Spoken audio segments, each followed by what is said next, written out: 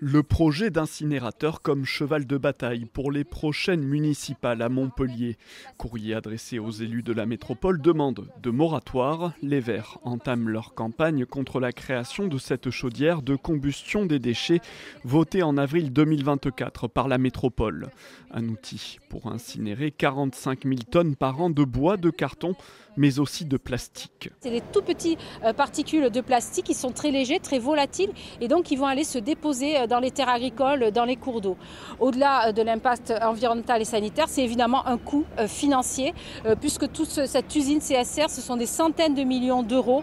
Donc ça va faire une augmentation de la taxe des ordures ménagères et donc un impact dans le portefeuille des ménages. Un projet symbole de rupture il y a un an entre Mickaël Delafosse et les écologistes qui avaient fait campagne commune lors du second tour des municipales.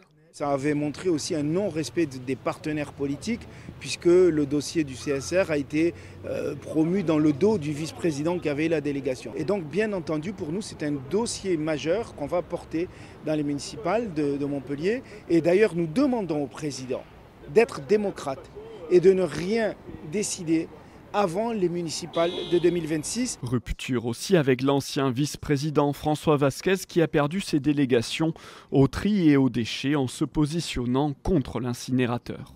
Tout ce qu'ont trouvé les industriels, c'est de dire bon, on va continuer avec cette usine qui ne marche pas, mais on va ajouter derrière un incinérateur à plastique.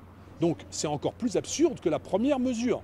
Mais on pérennise l'absurdité et l'échec économique et en plus on y ajoute une bombe sanitaire. La question de l'incinérateur devrait à nouveau revenir en conseil de métropole en juillet prochain.